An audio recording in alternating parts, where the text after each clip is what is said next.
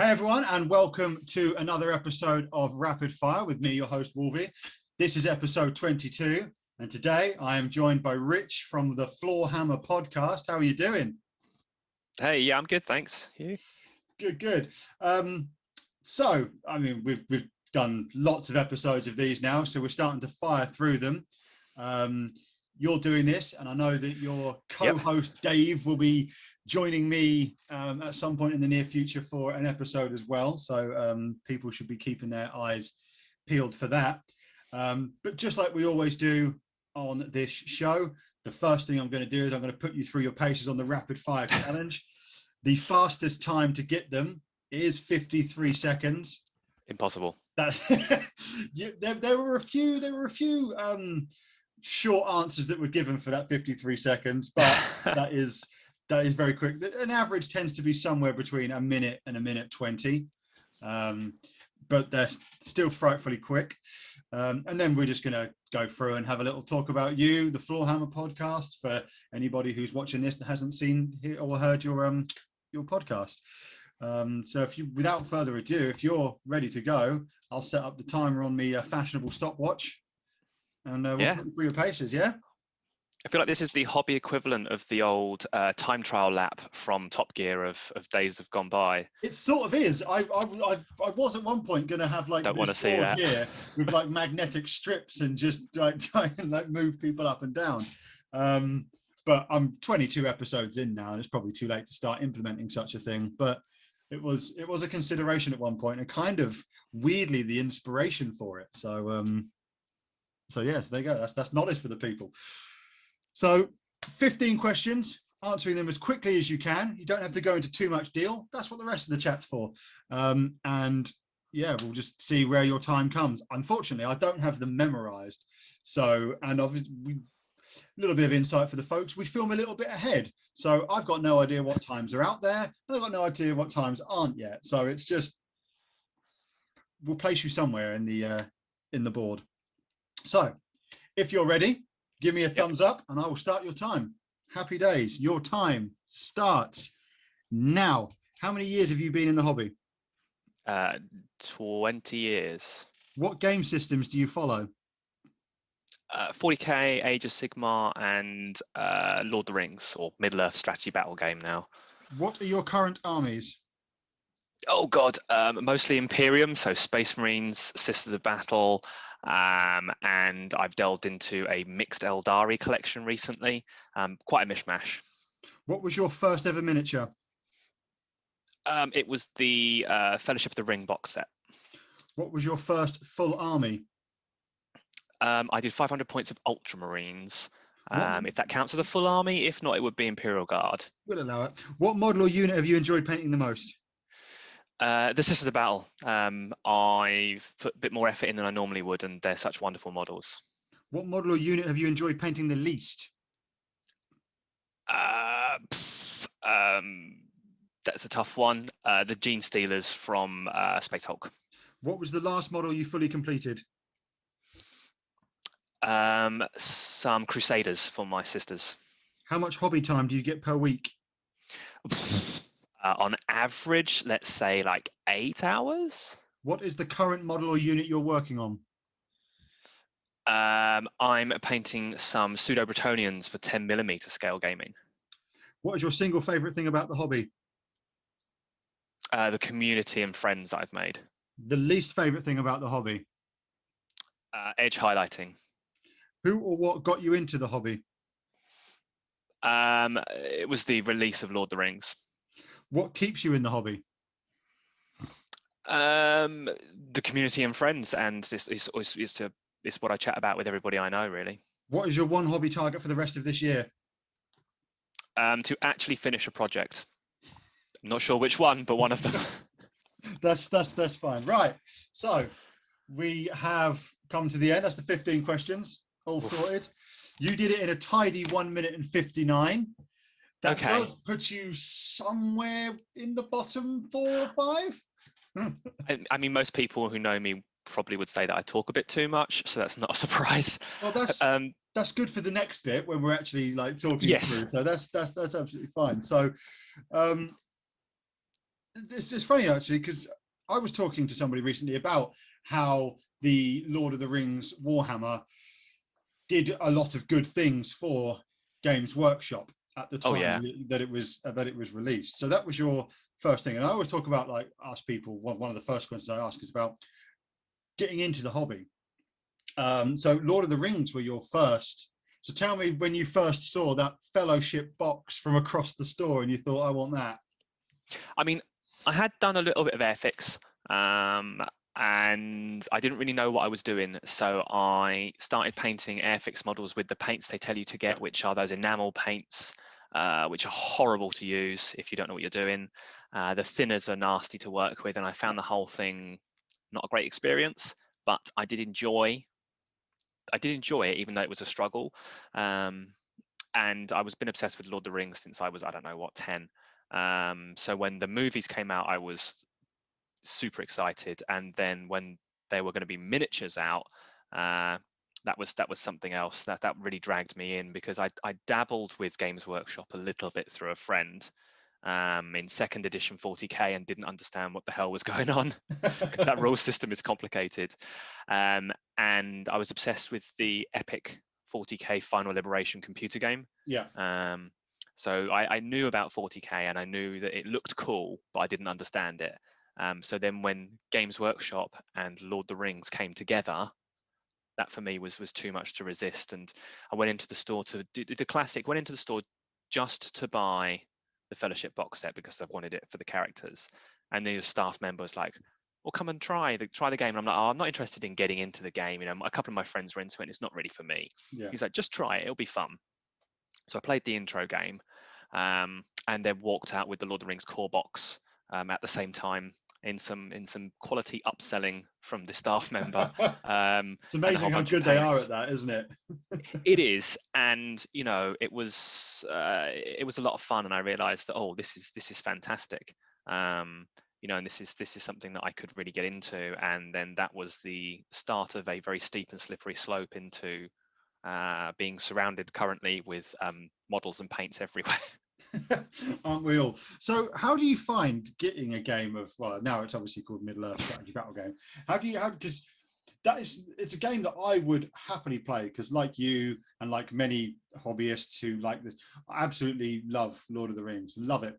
Yep. Could watch it on loop every week without fail, like just love it. But there's not many people that play the game left. No, and I mean, I don't remember the last time I actively played a game of Lord of the Rings. It was kind of a project for this year to get back into it. I had loads of stuff when I was early into the hobby, and even up to some years ago. And this year I decided to reacquire the Fellowship original models in metals. Yeah. And it kind of started from there. And I've got, you know, a terrain project that's on the go. So I'm hoping that by late summer or autumn, I'll be able to actually play a game of Lord of the Rings, but it's going to be finding people to play with. And a friend of mine has kind of started at the same time. So I'm hoping we can book in some games. But you know, I understand it's had quite a revamp over the last few years, and it's got a good community on like Instagram and Facebook of people who are really into it. So yeah, I'm hoping that some games might be an option once, you know, gaming in the home is something people are getting back into. So what is your army of choice then when it comes to the Lord of the Rings? Who do you back?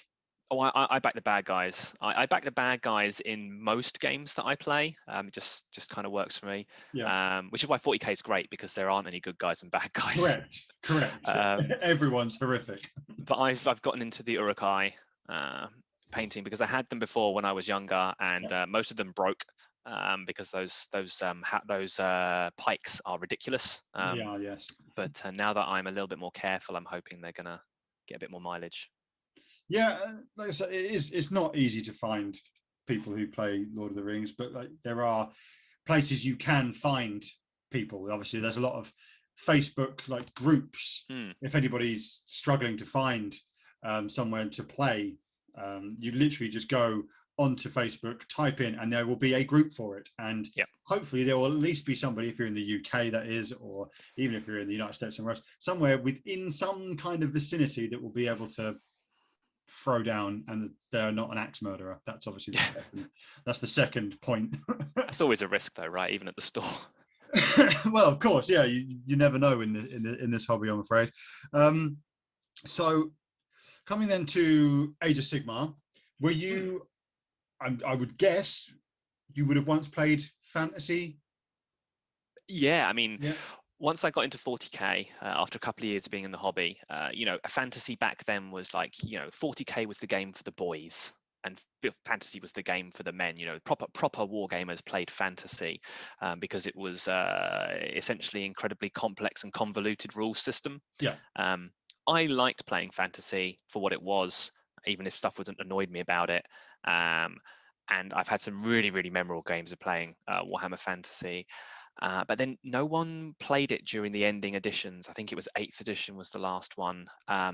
It just became not fun, and you had to have enormous units of models to smash into each other, and it became like a rock, paper, scissors game where the whole game would break down very quickly. So that really kind of killed my love for it. But when they very boldly pushed the reset button on Age of Sigmar, on the setting of the old world to go through to Age of Sigmar, I was really impressed with Games Workshop doing that, and I think Age of Sigmar is great. I've not played loads of games, but even when it was in its fledgling version where there were ridiculous rules and no points for anything, and you just kind of worked it out and played for fun, the games were really fun. And I think they've used parts of that as a template for what's come out in 40k. So yeah, I think it's a really great system, and it's fun. And I love that they ditched the ranking system. You used to have ranks and files of troops. You couldn't do any cool conversions with your models because they'd never fit together. I had several armies where I had the rank and file number on the model's base painted so that I could set them all up so they fit. Now that they're on round bases and GW are kind of freer with the theming of the IP, etc., I think it's just a crazy game now, and I love almost all the armies for it. They're really bonkers, some of them. Yeah, I don't think they can do it for 40k. I think that would be possibly too much of a risk. But the way in which they are actually progressing the Age of Sigmar lore is something that I don't play Age of Sigmar. I don't have any Age of Sigmar armies. None of my friends play it, so kind of one of those things like, why would I? But the way they're progressing the lore is incredible because they're actually actively telling a story and occasionally killing characters. Yeah. Which is a bold move for anybody who's bought or converted said characters. Yeah. Because then they're dead. They can still be used, obviously, but in the lore, they are then dead. And that's very, very rare for them to kill, specifically named characters, because they wouldn't necessarily do it in 40k, or they're certainly not something they do very often at all. For sure. I mean, do you see them bringing that element into 40k, or? I mean, they kind of did it a little bit where they brought Guilliman back, and the Primarchs are starting to show up now. I think that's great. I mean, talking with friends at the store years ago, we were all, I was a big proponent of them hitting the big reset button for 40k and either having the Emperor come back or die permanently to progress the story. But I think they've done enough with the Great Rift and the Crusade, the new Crusade and the introduction of the Primaris, etc. And new orcs are coming, completely new stuff. So I think they're doing enough to kind of push it forward, because I think in the late 2010 or late 2000s to 2010s period, it was very stagnant. Not a lot happened. It was all the Tyranids are invading, but nothing actually happened. Whereas now it feels like the story elements they introduce actually change the trajectory of where it's going. It's not just another bit of fluff. Yeah, I'm one of the things I'm hoping that GW sort of return to is they used to use narrative weekends as basis for lore. They used to use, and all the people all around the world would take part in these big events. Even if it was like a 1v1 game, right? You're doing this, you're doing that. And then those results formed what would eventually become a story, or one of the writers would take it on and write it into story, or it would become lore in some other fashion. I'm hoping that as the world starts to come back to normal again, that becomes a part of it again, because I think that was a really cool way of keeping the community involved in the hobby, and something Games Workshop are returning to being better at when they ignored us for quite some time. Yeah, I was actually a staff member during one of those campaigns, and some of the best memorable games were some of the insane games that contributed to those kind of global campaigns with a defined outcome, where they collate all those results, and you'd be able to see, back then they had a website, and they introduced the wonders of a website that tracked it. I mean, now it could be on an app or whatever, but it was pretty cool. You could watch the results come in and see how how things were swinging for either side. Yeah, I remember being part of I guess it was like a narrative day, but it was almost like coincided with the release of the Demon Hunters, as they were then, Okay, cool, yeah. With how obviously they had the Inquisition and Grey Knights and all these things in together. I remember being part of that, and there was about 50 people in my local store. I'd never seen it so packed, and there was one really cool board, and everybody was basically controlling one character each almost. It was all one unit each. It was very, very much like that. But yeah, that was a really cool way of bringing their community together, and also at the time I think that was how they helped release the Demon Hunters. But yeah, they almost created their lore out of narrative stuff that people were doing in store, and I think that's really cool. So on that, you are, I'm guessing, within the next few days due to drop episode 80 of your podcast. 79 are out, so 80 as we film this. 80 is days away by your general schedule. Yep. How, for those who've not listened to it, what is the Floorhammer Podcast, and how did it come about? How did you and Dave decide, let's do this, let's do a podcast? What is it? So we are narrative leaning podcast about 40k. Our tagline is the light take on the grim dark, because we don't take it too seriously. I mean, power to you if you're a tournament player, or you're super into the lore and are very fastidious about knowing everything about the lore. We're kind of casual and are driven way more by like the narrative side of playing the game. And each or every other week, Dave and I record an episode where we have a loose structure that we kind of follow. We talk about some hobby progress, we'll talk about what GW have released or news that's come out, and our kind of take on it. We usually have a topic to talk around, and sometimes a game when we get back into gaming. That'll be good to kind of run through, not in like blow by blow account, but more like a bit of a rundown of how things have gone.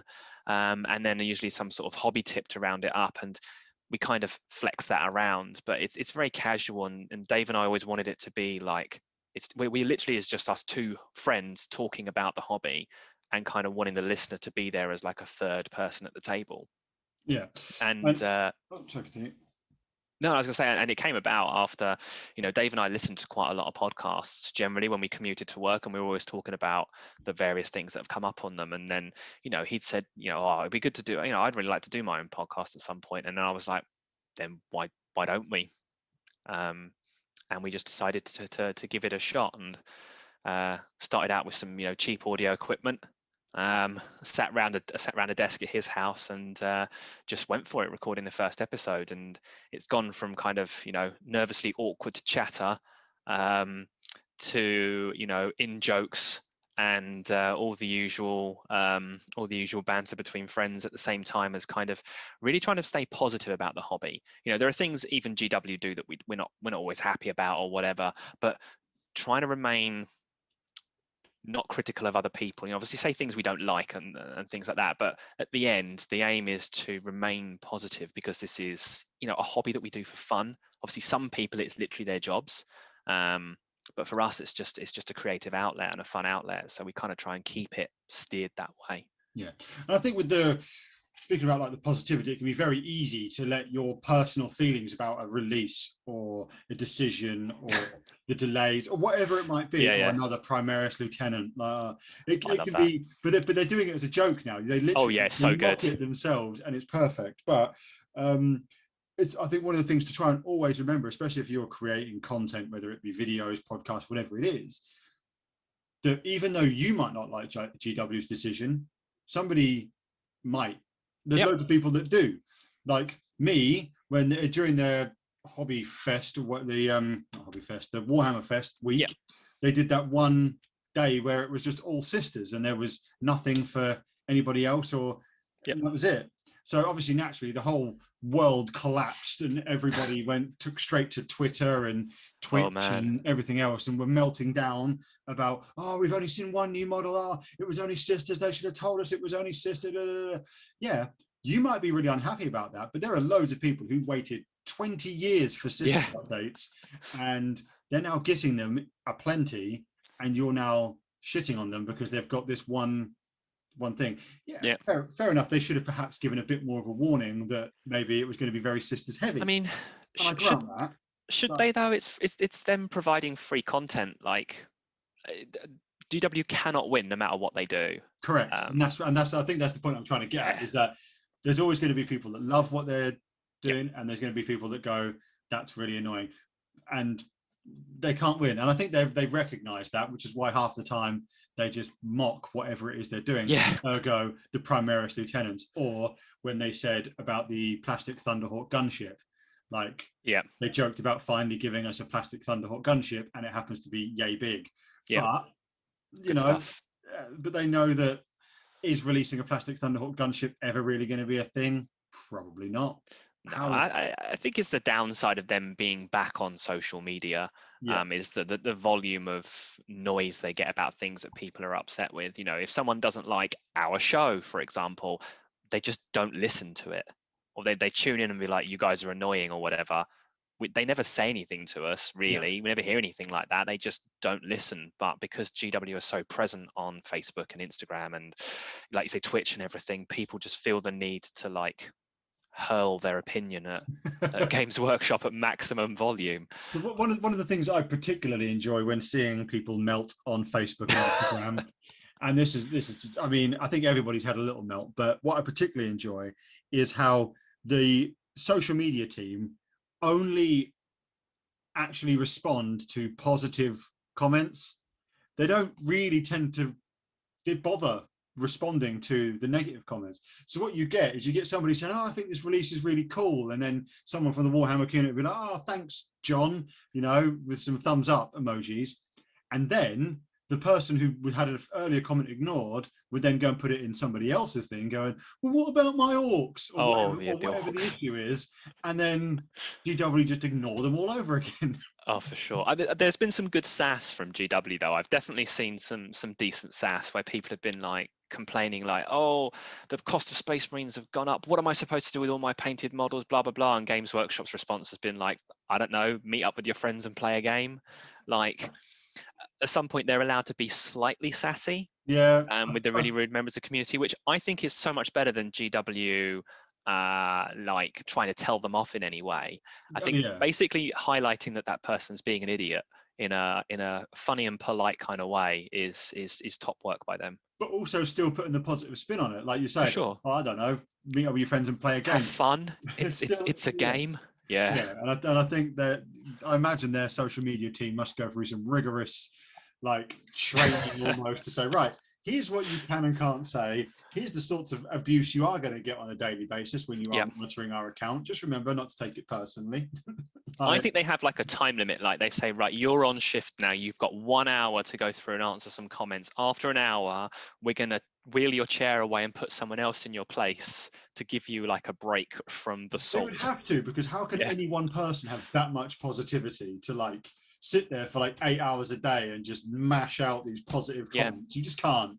Unless they've got like Nick Baton hooked up servitor style to do that, because he's about the only person that's that hobby positive. I mean, it's very possible. I wouldn't put them like he's got his own sort of golden throne where he's just there, just entombed, just leaving off positive vibes out of his brain. So one of the things you put forward on your podcast a lot and on your social medias is about, obviously you do a lot of things like giveaways, but I would call it a bit of a pay it forward mantra. You guys are really all about that, which sets you apart from different podcasts. So where does that come from? What makes you want to be really that makes you really community focused? I think it's the response and the support that we've gotten from people in the community. Like you mentioned giveaways, and I think we've done like one Instagram style giveaway, and Dave and I realized that that's not really how we want to do it. Where we've had stuff, we want to give it to the people who listen to the podcast, not try and drag in new people or just people on social media who will tag a friend and all that.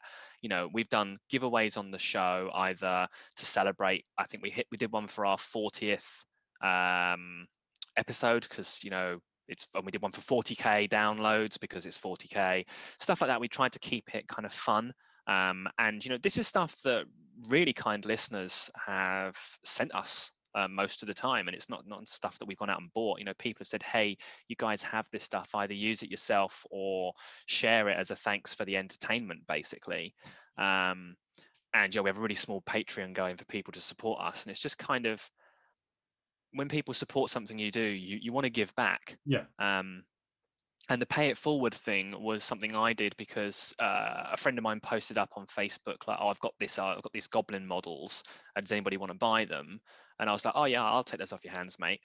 And the next thing I know, they turned up in the post 3 days later, and he didn't even take any money off me. And when I opened that envelope, I was like, and he put some couple of other bits in there. He's like, I know you'll love these. And it just really made my day. I opened the envelope and I'm like, this is awesome. I feel great having opened this.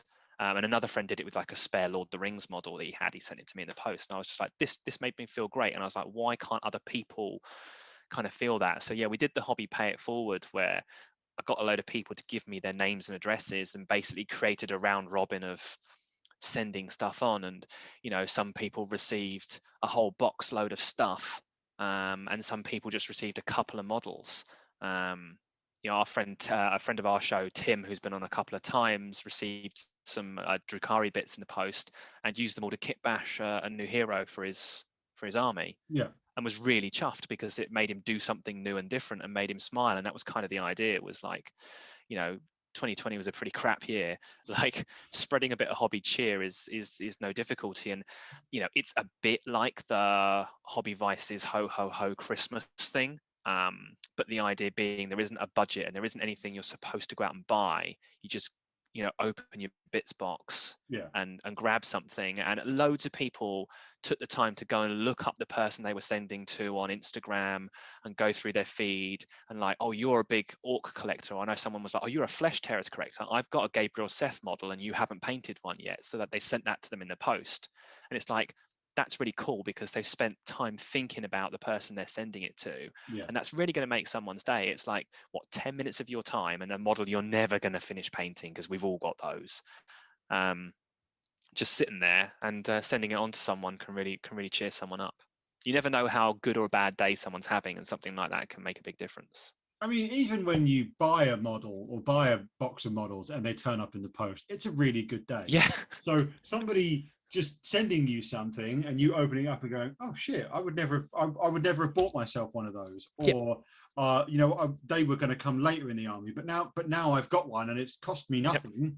And then it encourages people to go, right, what have I got in my, we've all got bits box, we've all got, like you say, the piles of shame, we've all got boxes and stuff, thinking, am I ever going to paint that? I don't know. So it encourages you to go, do you know what? No, I'm not. But this guy who I'm looking at on Instagram, like you say, after a few minutes of research, they really want, or they really like such and such, or they've not got such and such. Yeah, get it in an envelope or get it in a box, and off it goes. So I'm here for that. I'm here for that sort of thing. And obviously, I know that Carl from Loaded Bolter, who's a good friend of your show as well, he has put himself involved in a bunch of pay it forward stuff, and he's been involved in the ho ho hobby vices and things like that. So and he's encouraged me to be more involved. I've kind of, it's only really since doing this show that I've really put myself out into the community as such. I was always, I suppose, to coin a dark angel, I was always a watcher in the dark. I was always just I was just watching what everybody else did, posting my models and stuff out there, but just kind of never really commenting, never really thing. But now I'm really trying to put myself out there and connecting with more people in the community, and things like that are popping up more. I've done a few things where somebody sent me a message and said, you know what, I really like your painting style. I would like you to paint whatever and just send it to me. And I was like, okay, but I'll tell you what, dude, you paint something for me and you exchange. That's cool. Yeah, and you send it to me, whatever it is. And he sent me 3 Imperial Guard. I've got no use for them. I would never ever use them, but they sit pride of place right on my shelf there because they're just painted by somebody who just wanted something of mine. And I just thought that was a really cool thing. So, things like that, are definitely to be encouraged. And like, I cannot stress enough, I hate tank busters. I hate them. But again, Carl, he painted a tank buster for me for my birthday this year. Just made me soften on them.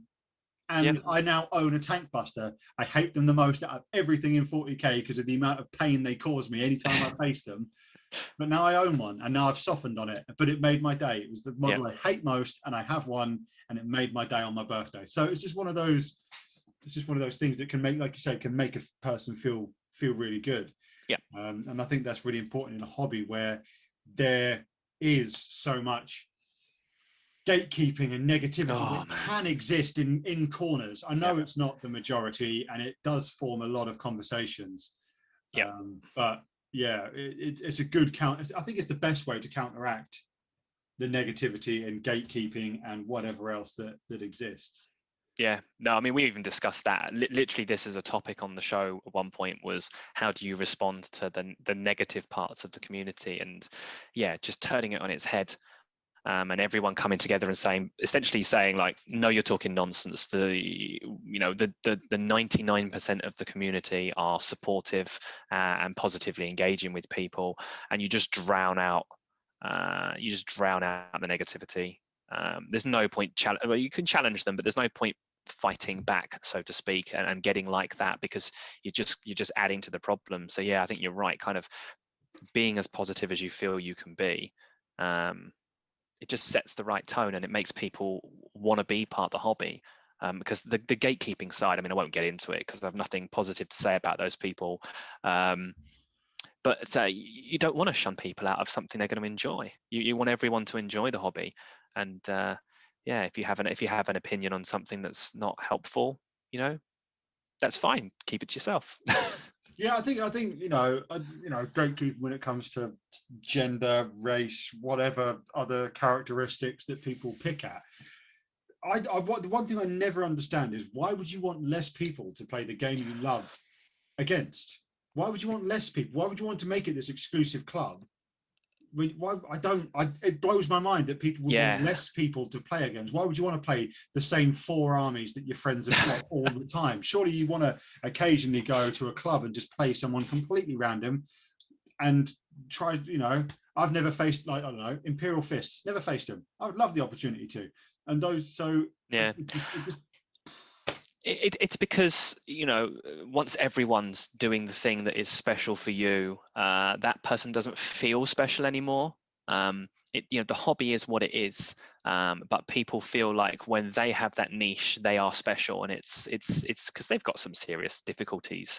And at the end of the day, someone said to me, like, the best thing to do is to step back and think of yourself in that person's shoes and realize that it's actually quite sad that they feel that they need to shut other people out, and they feel they need to control this hobby and fun for everyone.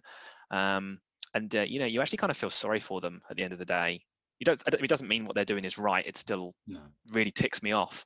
But deep down, you kind of have to think like, they're not really enjoying themselves, and that's kind of sad. Yeah, it's almost like, and I work in a very psychologically driven environment. So, it's somewhere people, negative attention is still attention. And that's what it is. It's an attention-based seeking behavior, positive or negative.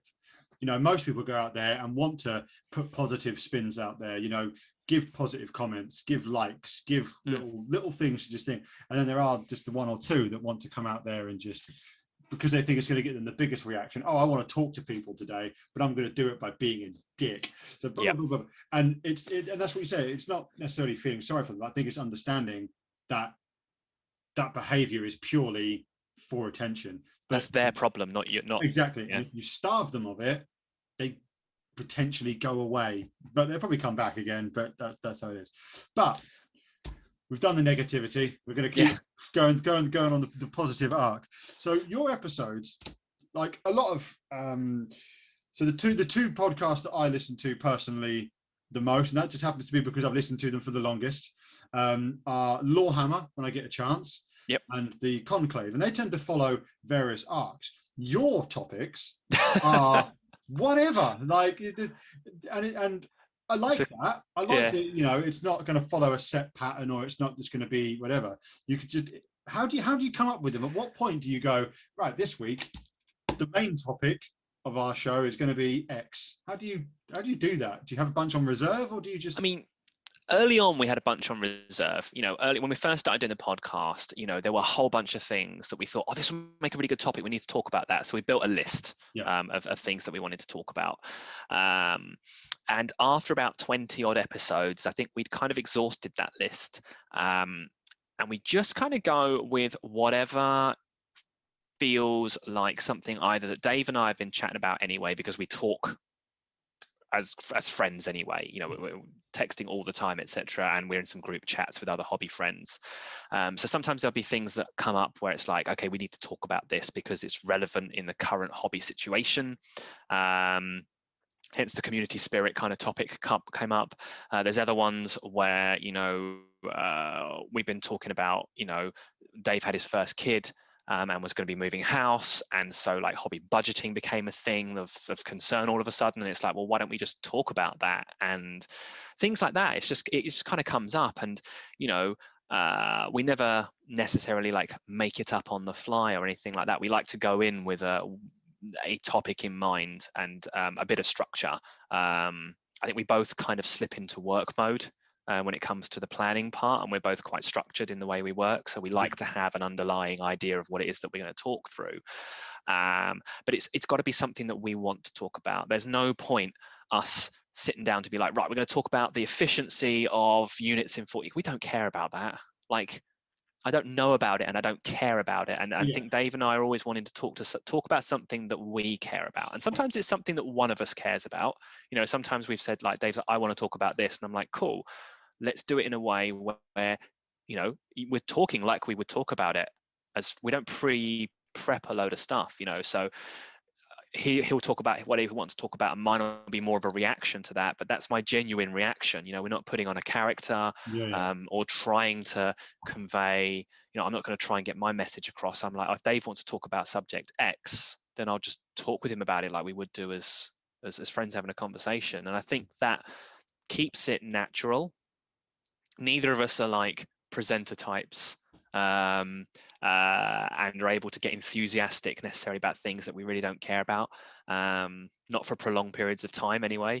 And I just think that it comes across much better where we're talking about something that we're talking about. And we have sat down before and been like, what are we covering this time? Because we haven't got notes in the show notes that we normally do. And Dave will be like, oh, actually, I thought of this because this happened this week. And then that's it. That's our topic. So it's not like we're trying to stay up to date with current affairs or anything like that, but it's very much what grabs us. I think you hit the nail on the head. And I think that was one of the concerns with me doing one of these, because you can have all the topics you want. You know, I sit here with a book in front of me. I've got various notes that I've got things that I want to talk about, because my brain don't work so good. So occasionally I would forget, and I'm not firing on all cylinders this week as it is.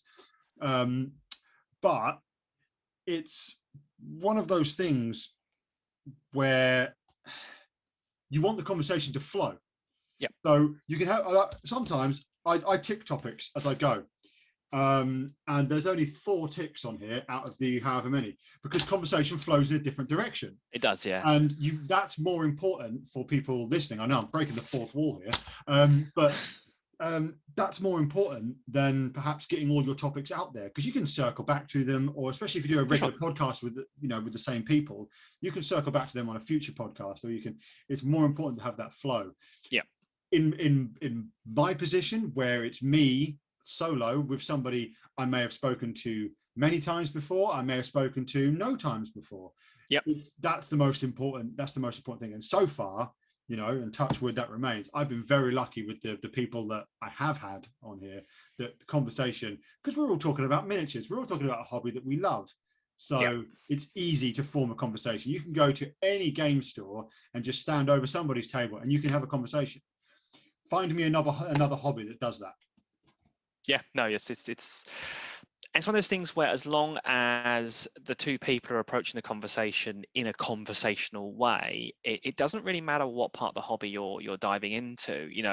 We've had on the show, and I'm friends with Chef from Tabletop Tactics. I can see their sticker on your wall, and obviously, big fan of those guys. He's very much, he understands the efficiencies of all the units, how they balance in the game terms. Like he sees the game like Neo sees the Matrix. I'm not interested in any of that side, but it doesn't mean that I can't have a conversation with him about that and still be interested in it, because it's all centered around the hobby. Yeah. And sometimes it's interesting to talk to somebody who's part of the area of the hobby that you're not necessarily in touch with, because at the core, it's all about that enthusiasm, and I think that's what comes across. Lawrence is a great example, actually, because he's like super analytical in his mind, but I've heard him say numerous times, like, I prefer the narrative part of the hobby. I'm just really good at the tactics part. And I think it's the enthusiasm that comes across from those guys, and I think that's what it is at the end of the day. If you love the hobby, it will come out. You don't have to be good at presenting or whatever. Absolutely. I think as once you start that conversation, if it's something you're really into, it flows. And I've mentioned it on our show before, like some games I've played at Warhammer World when we've gone to campaign weekends and such, I've been absolutely smashed to pieces by my opponent because they know what they're doing and I don't. But I've had really good conversations with them during the game, and I've super enjoyed it, even though I got my arse handed to me on a plate. Versus there are other games where I've won and it was just a rubbish game because I didn't engage with the other person, because of just the difference in personalities or whatever. But if if your opponent or whoever you're talking to about the hobby is like super enthusiastic and into it, you're going to have a good time. Whether it's chatting about something that you know about, or whether it's winning or losing a game, like it's that engagement that makes the hobby fun. And I think that's important. Obviously, different people take different things out of the game. And I think it's important to get right in your head what it is that you're trying to take out of the hobby. Are you trying to throw dice with friends? If you're competitive, yes, you want to be sat there with the codex, with the rules, and try and, you're not breaking rules. You're trying to bend everything to your will. You're trying to figure out everything. You're trying to make sure, and they do try and break the game, try and figure out all these synergies that, are horrific and hurt, and try and beat your opponent. But that you're generally in those situations, you're going up and against an opponent that's trying to do the same to you. So it is a case of, out tacticking, if that's a word, each other. But it's important that if you're going against if you're a narrative player and you go, do you know what, I'm going to use units X, Y, and Z because I enjoy them. But you're going against somebody who's particularly tactical or who, is particularly tournament minded. You might get smashed because their synergy is just going to come at you in ways that you can't imagine. But it's whether or not you can get that engagement with them as well, because then that makes it a fun game. If you're just there silent, getting absolutely walloped, or the other way around, you're absolutely walloping someone and you're getting nothing but the person silently taking models off the table, there's no fun for either person there. No. And I think even tournament players, they want to win. Of course, that's their style. They want to win games. But, they're still in the hobby. They still want some element of talking to a person or engaging. They don't just want somebody silently taking models off, because I'm sure that can't feel good on their end. Because I know if I was in that position, I'd be like, has this person just lost their 50th game in a row and I'm absolutely walloping them, and they're thinking, I'm just going to give up the hobby now because they're really quiet and just putting models away. Like, are they enjoying this? I also worry about how much fun the opponent's having, because you want that. Yeah, you are as a pair playing a game, you're kind of responsible for each other enjoying the game and finding the happy medium in the game. Like you're right, there is no right or wrong way to play the game or do the hobby or whatever. There's definitely a right or wrong way to approach engaging with your opponent, and I think that's the big difference. If you're willing to make something of it, it really helps. Sometimes you do get stonewalled by your opponent after you try and kind of bridge that gap, but as long as you're trying, then there should be a lot of fun to be had. And yeah, like sometimes you're going to come up against people who just want to crush you. And I think that's the problem when you've gone to like a narrative event, for example. If you go to a narrative event and you end up facing a competitive tournament list, it's a bit of a mismatch of play style. And if they're just going to want to crush you because that's what they do, and they don't kind of like try and extend a hand and be like, okay, let's at least get our warlords in combat so they can have a final duel or something cool like that. Like, you know, you can win a game with grace. That is a thing. But it comes down to the attitude at the end of the day. And yeah, I think tabletop titans perhaps kind of often say it best when they say you've got to play with intentions and know what the other person's intentions are. Yep. And that goes from everything to what they're doing in the game, you know. So if you see, you know, I would hate it if somebody does like a hey gotcha moment, as they call it, where, you know, somebody places a model and it's just you can see a leg from the other side of the wall. Do you sit there silently and go, right, I'm going to fucking capitalize on that, I'm going to get because I can see that unit now? Or are you going to go, dude, what's your intention here? Is your intention to hide them behind that wall? Because if so, I can see that leg. I can see them. Yeah. I think if obviously in a tournament environment, they're going to want the hey gotcha moments. Yep. But if your opponent is more narrative minded, they're going or just playing for fun, you can see they're lining them up behind a wall or behind a building. You know what their intention is 9 times out of 10. So you just ask them, what's your intention with that unit there? Oh, I'm just trying to hide, you know, I'm screening them. Oh, okay, I can see a leg. There's nothing wrong with that. Yes, you might get the advantage, but what does that win you if you're just trying to, you know, not have these hey gotcha moments where the opponent just thinks, oh, okay, thanks for that. Yeah. I mean, or if you're gonna, or the other one is just like, just maybe stay, if you've tried to point it out in the past and it hasn't got a good reception in the game, then just stay quiet. I think the pointing out that you've caught them out is also like just pouring fuel on the fire sometimes. I don't think that you necessarily have to say, you know, oh, if you're trying to screen that unit behind that wall, you can just kind of go, oh, what's your intention there? And I think that garners a bit of, because they're like, oh, okay, you're asking after tactical knowledge. They might not want to tell you if they're particularly tactical. They might go, well, I'm doing something secret here, and you go, right, like, or did you forget to move that model? And if they say no, I want to leave it there, you're like, that's cool, because the last thing you want to do is come back to it later and they're like, I meant to move this guy up because he's clearly not in range, etc. And I mean, if you're playing casual, I'm fine with backsies. No, I think but house rules, a lot of people generally are. And the big thing in our gaming group, and I think it happens to a lot of people, is, you know, those actions at the end of the movement phase. The amount of times and you get further down the turn, you're like, oh, I was meant to raise a banner. Most people will go, if that was your intention, raise the banner, carry on, because, you know, that's what you would have done anyways, so it's no biggie. There's no difference in me. You know, if you get to the end of their turn sort of thing and go, oh, I meant to raise a banner, you'd be like, well, actually, I would have then come after that unit, so it's still fair. But sensible backsies. Yeah, there's nothing wrong with backsies at all. So, going back to lore, then, what are some of your favorite pieces of lore, or some of your favorite characters from? Well, we'll leave Lord of the Rings out of it, but AOS or the 40k universes. What? I mean, my lore knowledge on 40k is way better than what it is on Age of Sigmar, to be honest with you. So, I mean, people's are, unless they're really Age of Sigmar based. Unless they're really into it, yeah. I mean, it's anything written by Dan Abnett, I think, is probably the easiest way to put that. What a surprise to absolutely nobody. I mean, I'm a massive Gaunt's Ghosts fan. That was the first 40k novel I read. You're going to buy those models, right? Oh yeah, for sure. They're incredible. So that was my first 40k book that I read, was First and Only. I think it's eclipsed by the Eisenhorn series, but that's just because I particularly like the space adventure / crime solving that is Eisenhorn. But I think that those are the ones that really kind of stick with me. And other stuff that's been done has been great since. You know, I really enjoyed the Ravna series as a spin-off, but I just don't think for me it was quite as good as that initial rush I had when reading the Eisenhorn novels.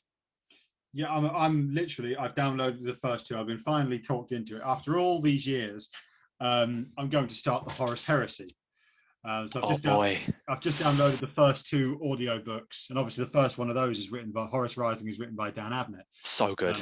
Horus Rising is really So good. yeah, I've never, because that's this is all part of their bigger plan to try and get me into playing the Horus Heresy. Right. So they're basically saying, if you start listening to or reading the books, they just feel it's inevitable that I will come over to that dark side, which it may well happen. But I'm really excited because I've not read or read anything by Dan Abnett in years, actually years. So yeah, it'd be really interesting to go back and have his writing style, because more recently a lot of the books that I've been reading are by people like Chris Ray, Aaron Dembski-Bowden. Those guys, whilst excellent writers as well, Dan Abnett almost feels like the OG, doesn't he? He's kind of like the originator of the 40k universe. If a lot of what exists now was shaped by him. Yeah, and I think that Horus Heresy series is something of an undertaking, because I think I only read about 8 books from the Horus Heresy series, and then I got way out of sync with the whole thing. So I think starting from scratch is good. I did see someone posted on one of the groups in Facebook like a timeline of the books, and it looked like that meme of the guy referring to the strings and pictures on the wall. All it over was the place. so complicated. So I would just read them in release order, and I think you'll probably be all right. I've literally written down the order of 1 to 30, isn't it? I've literally, sure. I think it's 30. I've literally written them all down in order, and I'm just using Audible, and I'm just going to literally do 1 a month and just do that over however many months until I've reached the end, and then I will know the Horus Heresy a bit more. Then you'll know it all. Well, I don't know about that, but my memory for retaining information isn't perfect. So 2 more questions remaining. Go for it. And then I'll let you go about your day. First one is, what are your hobby plans over the next 12 months? Obviously, you said earlier about you wanting to complete a project, but what are some of your other plans over the next year or so? I've really got into small scale gaming.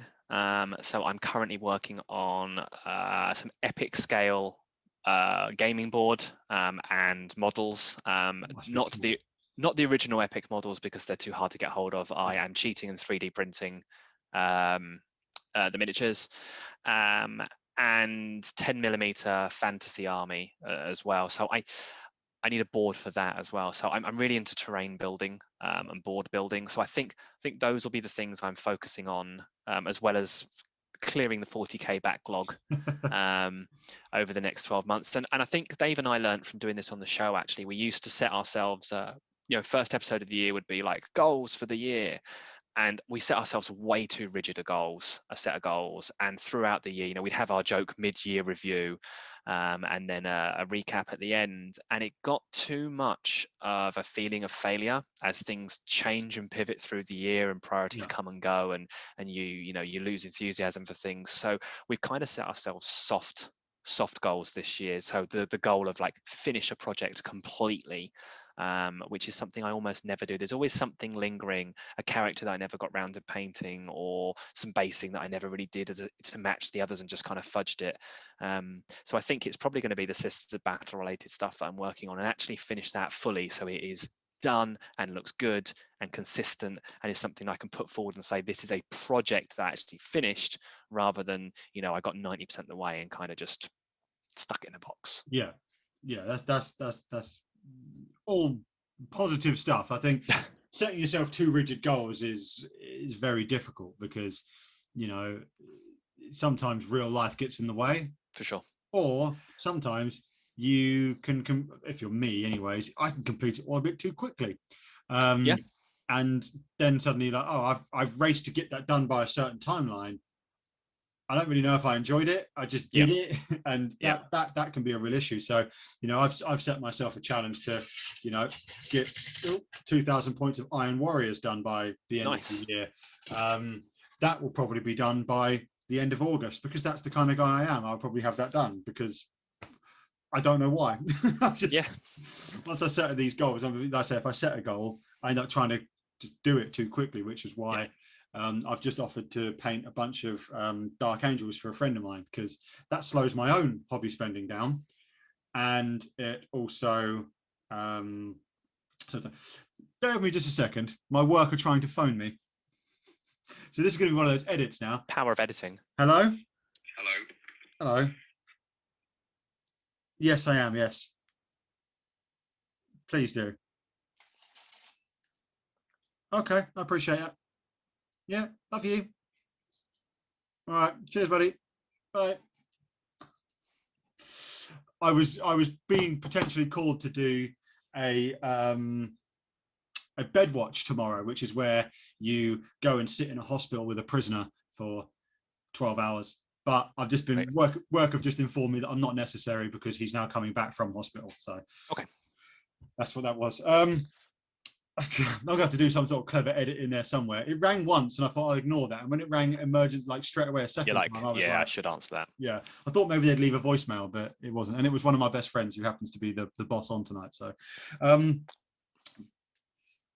So coming back from the little cutaway, whatever I've done, whatever I've put in that little section there, we've come back for the last question anyways. So good. I was going to make a standard, you're doing lots of chaos this year joke, because I feel like if someone mentions the Dark Angels and you don't make a chaos joke, are you even a 40k fan? I think is the big question. I think if you didn't make a chaos joke based on the Dark Angels, you'd be sat there in bed tonight thinking, I should have done it.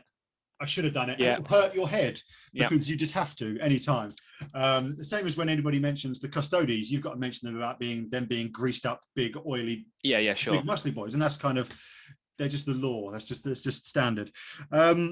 So I'm going to be working on some Dark Angels for a friend. Like I said, it slows my own hobby spending down when I'm trying to save to get married, and it also helps him out because he doesn't particularly enjoy painting very often. So coming into last question, obviously this hobby is a big hobby. It takes up a lot of all of our time. When we get the free time, the one thing we want to do is paint miniatures or play with miniatures or read about miniatures or buy miniatures, make miniatures, that sort of thing. What are your other hobbies? What are your hobbies away from the hobby? So I do enjoy a bit of, I suppose, DIY. Fixing stuff, making other things. So I did get into woodworking a bit for a while. Unfortunately, it takes a lot of space, time, and money to get far into it. But I still make stuff. I made a playhouse for my son out of mostly reclaimed scraps of pallets and some beams and things like that. So I got quite into that. And finally owning our own house, we've had to do quite a lot of fixing ourselves because it's expensive. It's a lot more cheaper if you can fix things yourself. And you learn a lot of skills you didn't know you could learn if you just give it a try. But other than that, a bit of gaming, but not a lot because I focus my free time on the hobby. It's how it is, you have a certain allotment of free time, and I do like a bit of gaming. And thankfully, my son's old enough now that we can kind of play video games together. So I can kind of tick that hobby box at the same time as it being family time, which is an efficiency win, which everyone loves. That is good efficiency. How old is your son? He's 7. Not quite old enough to start throwing miniatures in front of then, really. But we've played. Oh yeah, we've played some games, and he's not really into it. Someone I knew down our store had a son of a similar age, and he wanted us to play a game together. And his kid knew all the rules. And dad was coaching him on what to do.